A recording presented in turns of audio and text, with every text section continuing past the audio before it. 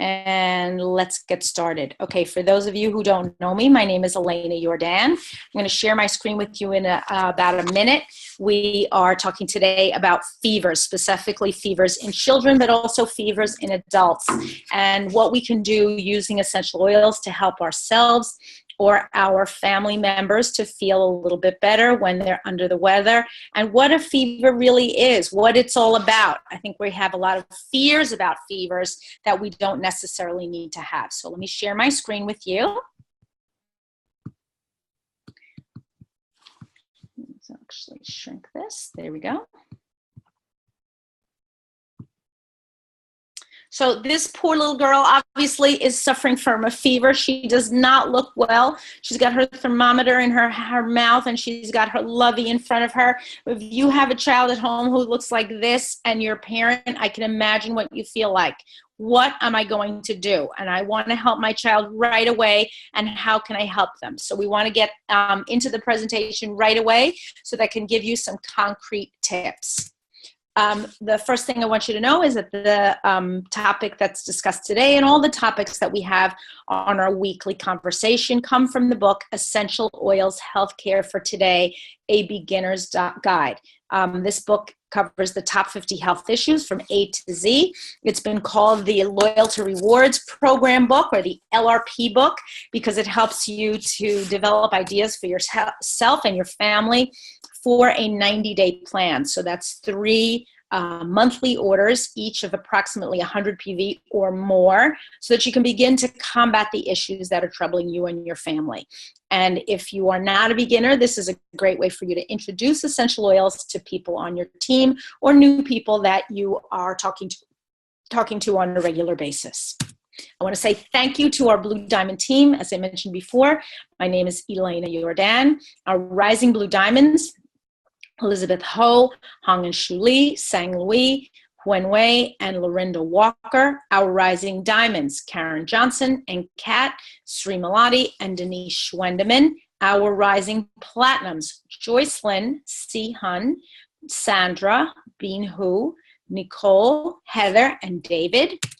And finally, our Rising Golds: Melanie, Sarita, Bryce, Kak Heng, Joyce, Sun Kun, Marie, Jeng Jeng, Agnes, Lydia, Wei, Yok Mei, Anne, Sylvia, Lauda, Kathleen, Lee Vern, Pui Hoon, Carmen, Shirley, Alan, Joyce Lynn, Telia, Vinci, and Michelle. Thank you for being on the call. Thank you for inviting people to the call. We're very excited to have you. If you're on the call and one of the people that I've just mentioned invited you to this call, please contact them afterwards. If you don't know who invited you this call, please contact me afterwards. I will be, if you're joining us from Asia, I will be in your neck of the woods very soon, starting on in the third week in June, sometime after June 19th. And I'm looking forward to meeting with all of you and seeing everyone again. So let's get started. So first of all, doctor says, my most frequent calls are from worried parents who want to know how high is too high of a fever.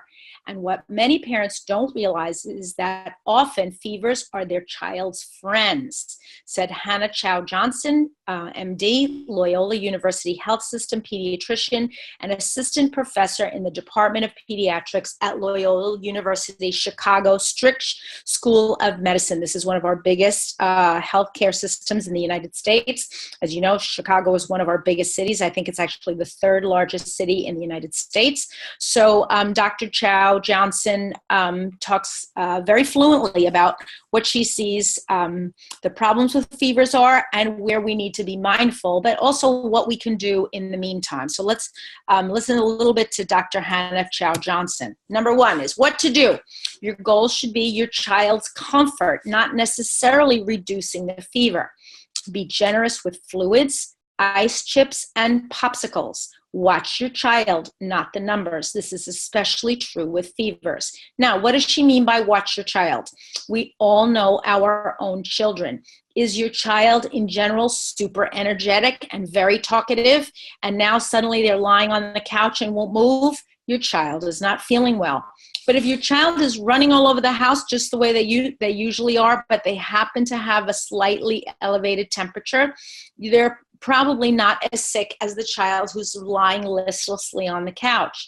And we want to make sure that we're looking at our child. Are they sweating profusely? What's happening to them? What do their eyes look like? You know your child, parents. You want to make sure that you're observing them. Use your eyes. They're a very strong tool. Some facts to help parents better understand fevers, and these are all taken from Dr. Chow Johnson. Fevers are safe. A fever is the body's way of controlling its immune response. Your child's body is controlling the temperature, and it's going to fluctuate no matter what you do. Don't awaken a child from a deep sleep to give medications for the fever. Sleep is more important. Take oral temperatures when possible and rectal ones when not. Ear, sticker, pacifier, and temporal, and those are the ones that go right on the forehead, artery thermometers are not reliable. Stick to a good old-fashioned digital thermometer for the best accuracy. As far as how frequently a fever needs to be checked, once a day is sufficient. Now, I have to say, when my kids were little, I don't know if I checked once a day, but I probably checked twice a day. Once when they woke up to see how they were doing, and then once more again at the end of the day to see if the fever was spiking. But I didn't take their temperature continuously or every hour to drive myself and the child crazy, because I know that temperature goes up and down throughout the day. And really, I love to do what I call the KISS test, which is just basically pressing my own lips against my child's forehead in a kiss, because I can feel with my lips whether or not the child feels warmer than usual. There's not a maximum number on the thermometer that means to go to the emergency room unless your child stops drinking, urinating, or responding well. But if children are doing all three, parents can monitor them from home. Your goal should be your child's comfort, not reducing the fever, as she said before, and be generous with fluids, ice chips, and popsicles. Dress children in light clothing and give tepid baths to cool them down. Don't use rubbing alcohol, as this can be absorbed into the skin and can be really very toxic, especially for small bodies. Give fever reducers only if your child feels uncomfortable, not solely to reduce the temperature. And don't alternate fever-reducing medications, as this could lead to overdosing or excessive medication. So when we're talking about fever reducers, we're talking specifically about over-the-counter medications. I know many of you are still using them, and that's okay. I'm not here to take away all your medications, but if you are looking for a natural alternative and you're looking to manage your child's or your own fever with essential oils, this is the presentation for you. If, on the other hand, you are using over-the-counter medications, I think Dr. Chow Johnson's advice is excellent. Only if the child is uncomfortable, and don't alternate. Use the same one consistently. So, but there are times when you should seek medical attention when your child has a fever, such as a child who is less than 8 weeks old and has a fever of 100.4 degrees or higher should be seen by a physician immediately. A child who's undergoing chemotherapy or who has a compromised immune system. If there's no clear source for the child's fever, no cough, runny nose, or unknown pain, and the fever has lasted 2 to 3 days. If a fever lasts more than 5 days, see a physician even if your child looks well. It would be unusual for a child to have a fever for 5 days. And that's what I think Dr. Chow Johnson is saying here. We're looking for outliers, things that are unusual. What we're not looking for is a typical fever with maybe a runny nose or something that is seems to be attributed to an illness that a child has. Those are the type of things that you are that you're easily able to treat in your own house.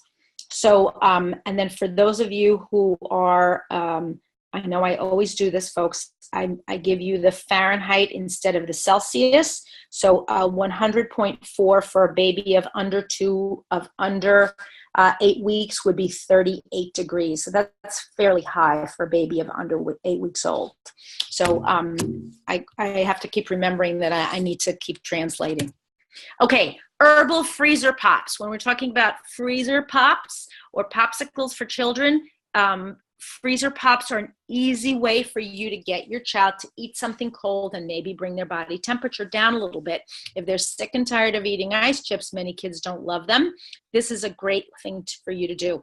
As you can see, these were frozen in just paper cups with little popsicle sticks inside. If you happen to have a popsicle maker, that's great, but don't run out and buy one. This can be easily made in your house. Here's a terrific recipe that I found on the doTERRA blog. This is actually for strawberry citrus slush with essential oils, but I like the fact that it has lemon juice, lemon essential oil, and lime essential oil. There are other recipes on the blog that you could easily make popsicles, including one for a lime slush or granita and an orange one, but this was the one that said difficulty was easy and the cook time was 1 minute. That's my kind of recipe. Very easy to make. Lemonade, strawberries, lemon, your lime and lemon essential oils, ice, and either white sugar or a little bit of stevia. Combine everything in the blender, and then you can pour it into the cups and freeze it in your refrigerator. The other thing that I might mention is that lime and lemon essential oils are natural antioxidants. They also help to boost the immune system. So while you're giving your child a boost of vitamin C with the lemonade, the lemon juice, and the strawberries, you're also giving them a good immune booster with the lemon and lime essential oils. Okay, so let's talk a little bit now about fevers in adults and what we can do with fevers in adults. And I'm going to keep talking about children and adults now interchangeably, but I wanted to start out with children because I know that's everybody's biggest concern. So let's get to the root cause. When we're talking about a fever, especially for adults, we want to get to the root cause. Fever is an indicator of either an infection or a virus. Both of these can be fought naturally with GX Assist to kill and PB Assist to increase good bacteria that keep pathogens from growing. So you want to take 3 for the first 10 days. If this is a little bit too hard on your stomach, you can take 1 a day and then either ramp up if you're still not feeling better, but no more than about 3 per day. You may find you have stomach upset if you're not, if you're taking more than that. And then for 20 days, you're going to take your PB Assist. So you're going to first kill off the bad bacteria, and then you're going to add in the new positive bacteria, the PB Assist. Now, we're talking about children. I would probably use the DDR Prime liquid instead of the GX Assist. I would give maybe a half of a teaspoon, or I would put rub the DDR Prime liquid on the feet, on the soles of the feet, and then I would use the PB Assist Junior. Now, if we're talking about an infant, what you might have to do is just open up the package, touch the PB Assist Junior powder, and then touch it to the baby's tongue. I would not give the baby the whole packet, but just maybe a few little grains so that they begin to get that good probiotic. The other thing that you can always do for babies is give them yogurt. A good yogurt that doesn't have a lot of sugar in it is a wonderful way to get a probiotic. And it's also an easy thing for them to digest. You may not want to give them dairy, which is why yogurt is sometimes counterindicated, okay, especially if they have a lot of mucus or runny noses, which is why PB Assist is such a wonderful product. PB Assist in general, I would say 2 years old and above, depending on how proficient your child is. You would have to obviously open the sachet for them, but they should be able to pour the little grains right onto their tongue. Let's talk about roll-ons. Now, a lot of you have used peppermint as a fever reducer, putting it either on the back of the neck. We want to make sure to not put on too much peppermint because that can also bring the body temperature down very low and then cause shivering. We're not trying to put the body into any sort of shock. We want to just gently reduce the fever, helping the body to continue to fight whatever infection that it has, but keep the child comfortable. So this is a great mixture, the blend of lavender, lemon, and peppermint, equal parts of each, and fill the rest of the bottle with fractionated coconut oil. You can keep this on hand. That combo is actually also excellent for allergies and for other discomforts. So keeping a blend on hand with lavender, lemon, and peppermint is a great way for you to ease discomfort for babies and adults, actually, especially when you have someone in the house who has a fever. Let's talk about a little bit about sleeping. Now, we know that sleep is really the best way for the body to repair itself. I'm showing here the Aroma Ace diffuser, but I'd love to have you use really any diffuser with Serenity, Vetiver, and maybe sandalwood. Sleep is the best way for us to heal and repair. Sleep helps us to fight whatever infections that we have. The body begins to refresh itself, refresh the mind during sleep. So you want to make sure that you're diffusing during the time that your child or you yourself are trying to reduce your fever and to feel a little bit better. So let me talk to you a little bit about why I started using essential oils. Many years ago, some of you may have heard the story. I started using essential oils with my children. My daughter was 7 and my son was 4, and they came down with viral pneumonia. I kept them home from school for about 2 weeks. The doctor gave them some medication, and this was before I had started using essential oils. And after about 2 weeks, they had stopped coughing. You may know that bronchitis and pneumonia very often cause a terrible coughing. And I thought the doctor said that once they stopped coughing, that they were free to go back to school. But in the United States, at least, if you've been out for more than a few days, you need a doctor's note to be able to return. So I got them dressed for school, returned to the doctor, and when he looked at them, he said, "They're not better. They're actually worse. And if they don't start coughing, they're going to have to go to the hospital." So that was my panic moment. They were still running low-grade fevers, which should have been my indicator that they were not healthy. But as I said, I was not an experienced mom, and I really wasn't sure what to do. So I contacted Carrie Donegan, who many of you know, who we were members of the same prayer group, and I basically said, "I don't know what to do. I've tried everything." And we began sort of a course of essential oils. My children and I were quarantined in our house, which means that we were not able to go out and no one to come to visit us because they were so contagious.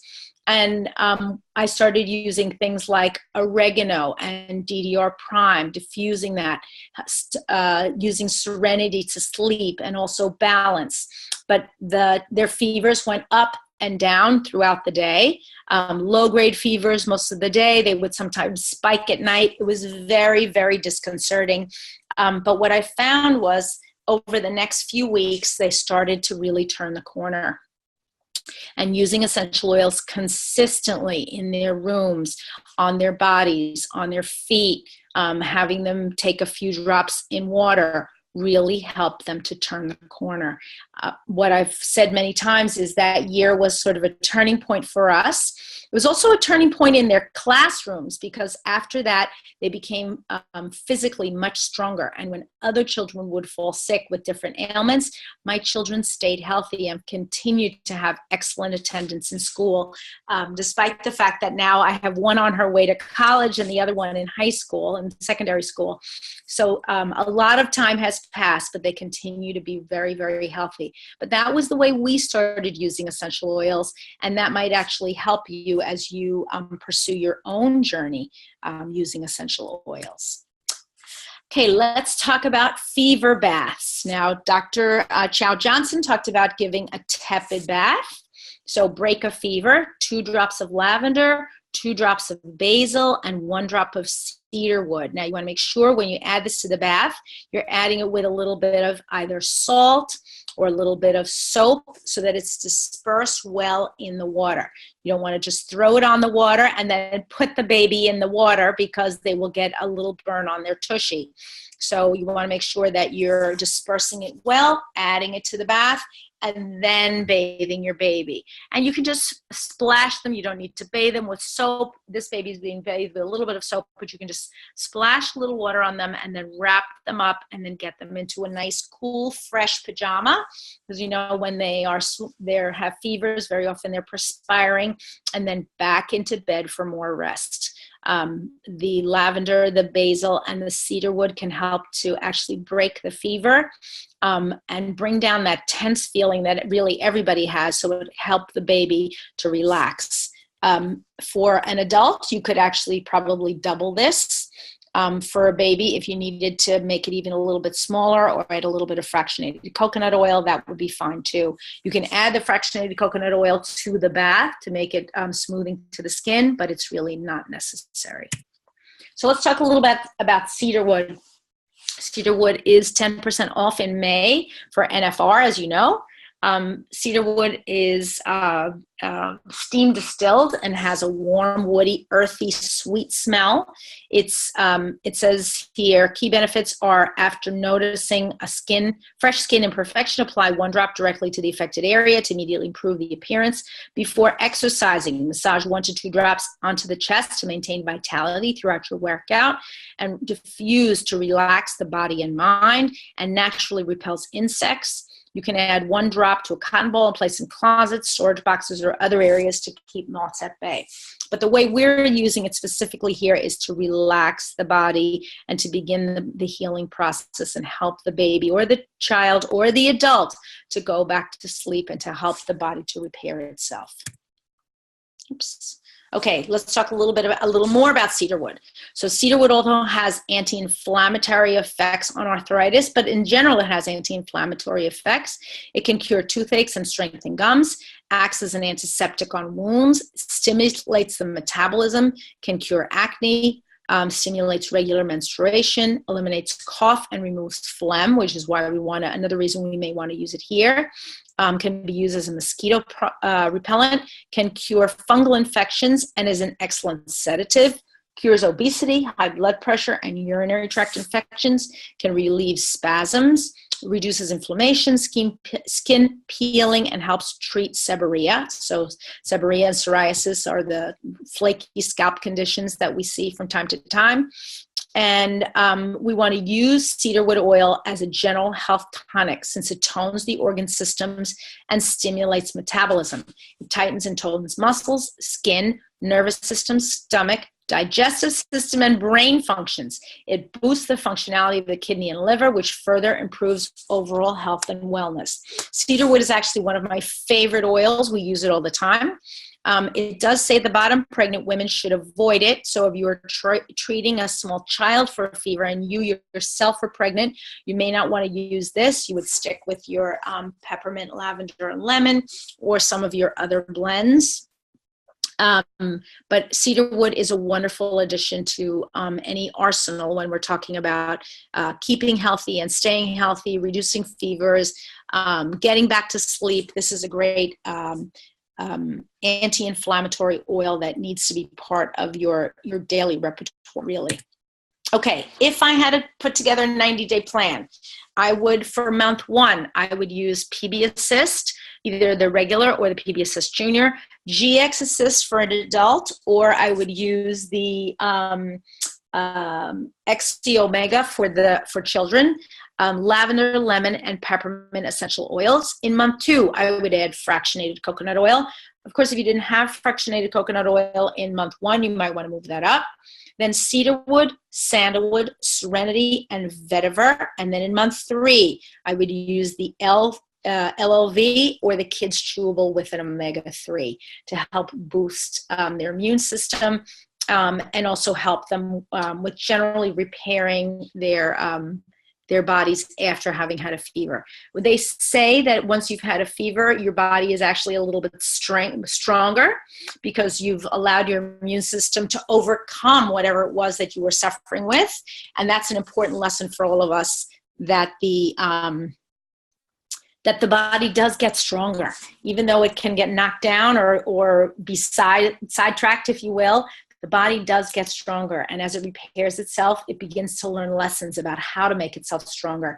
So don't try to eliminate your children's fevers. You want to make them feel comfortable. You want to help them. You want to watch them, observe them, make sure that they're not in any sort of trouble. But we also want to make sure that their bodies are getting stronger. We're helping them to build their own immune system, which is why it's so important to let kids get a little bit dirty, because dirt helps them to really fight off germs and other things. We're constantly wiping our children's hands or keeping them meticulously clean, like little dolls in boxes. they're not going to have strong immune systems when they get older. We want our kids to be able to fight things off. And that's one of the things that essential oils help them to do, use natural plant medicine to overcome whatever it is that they're suffering from. So that's the end of my formal presentation. I'm going to reopen the, here we go. Let's see if we can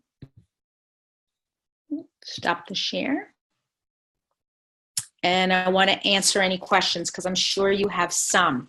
Well, first of all, how many have you used essential oils for fever reduction? And for all you moms and dads out there, I'm hoping I'll see a couple of hands waving. So if you can just give me a hand up, or you can do in the chat. How many of you have used essential oils for fever reduction? A few of you. Okay, looking at all the pages. Interestingly enough, not that many. Okay.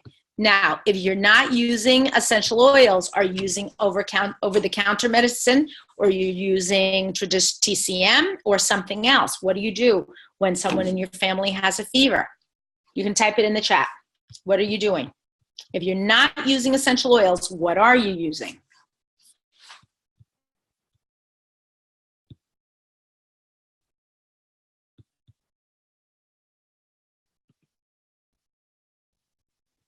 Okay, I'm not getting a lot of responses today, folks. Okay, so I'm going to assume that you're using things that are over the counter. That's okay. Oh, Sangawi says she only uses essential oils. Okay, that's great. If you're using someone says Panadol, okay, an over-the-counter medication, thank you for being honest. What I'd love you to try is using the essential oil with the over-the-counter.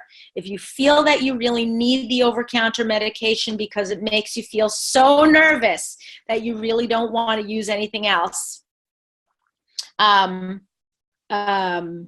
then I want you to begin to experiment with using the essential oils as a friend to you, something that comes up beside you, so that when you have a fever or your child has a fever, you begin to combat the essential oils. So we'd like to ask, what did I use for viral pneumonia? So my number one was oregano. I was actually diffusing oregano and thyme oil in my children's rooms all the time. And then I was also using an On Guard blend on their feet, also helping them to take it orally if at all possible.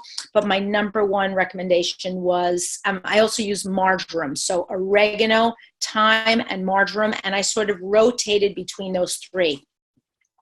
I think it's important, especially when children have a long-term illness, which obviously viral pneumonia is one of those things that can last for weeks and weeks. You want to make sure you're kind of rotating through, and you want the body to constantly be stimulated and feel like it's being challenged, if you will, to heal itself.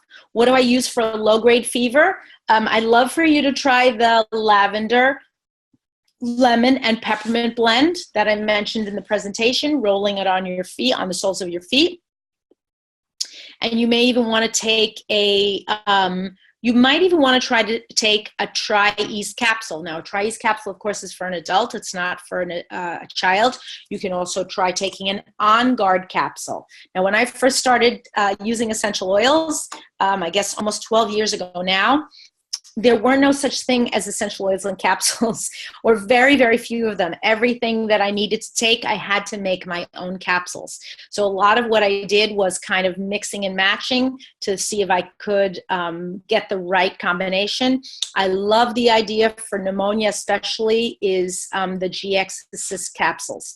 They are strong. They were not specifically made for viral pneumonia, of course, or any kind of pneumonia, but because of their high oregano content, they're really powerful medicine that you want to be able to have in your cabinet for use when you need it.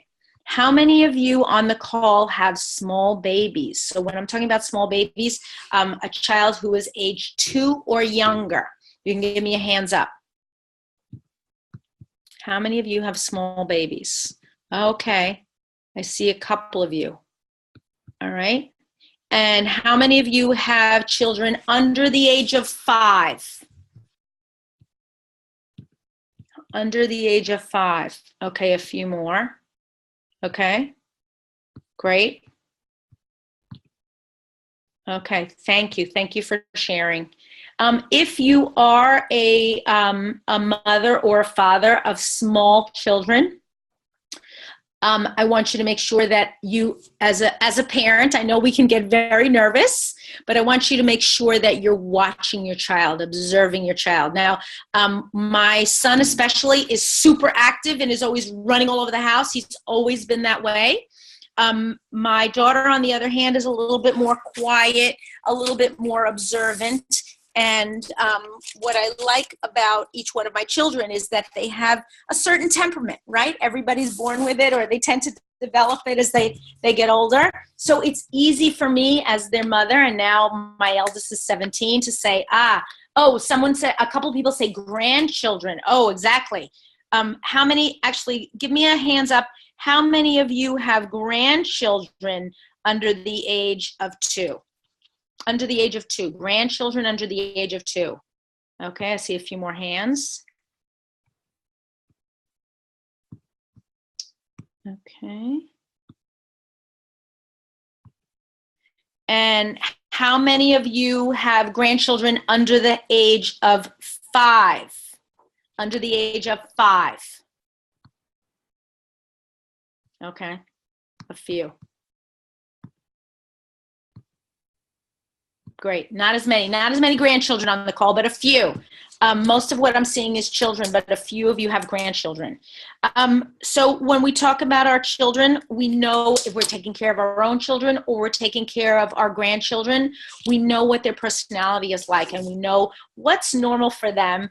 And I see that even if you have a teenage child, your child has a certain way of being. I know with my teenage, and I see a mom there with her teenage child. How are you? What I love is that if we know our children really well, then we're better able to treat them. My son actually took one day off from school this year, but the one day he took off, he came home from school on a Thursday or Wednesday, was kind of not feeling under the weather, and the next day he lay in bed all day. Now that's not consistent with his normal behavior. Ordinarily, I would say, go to school. But because he was just not acting like himself, and then I realized he had a light fever, I thought, you know what, this is a day for him to stay home. So Melinda says she's been using On Guard on the baby every day since he was a month old. So when he had his vaccinations, he had no fever. Is that bad? No, that's not bad. That means he must have a great immune system. And it seems to me that what you're doing is you're helping him to develop his immune system. My kids also didn't run fevers when they got their vaccinations. Some children do. Sometimes they get a little redness.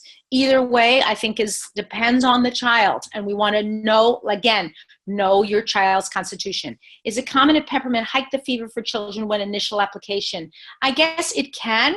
I haven't seen that as much, but you know that peppermint does cause the body's temperature to fluctuate. So could the temperature go up for a minute as it begins to fight and then go down again? So I guess that's possible. And no, Melinda, there are no silly questions. So I want to thank everybody who's been on the call today. And hold on a second. I want to see what our winners today. Our two winners. Our two winners